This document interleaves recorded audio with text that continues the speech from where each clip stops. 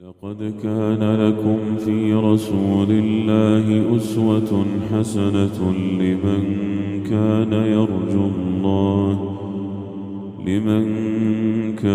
يرجو الله واليوم الآخر وذكر الله كثيرا.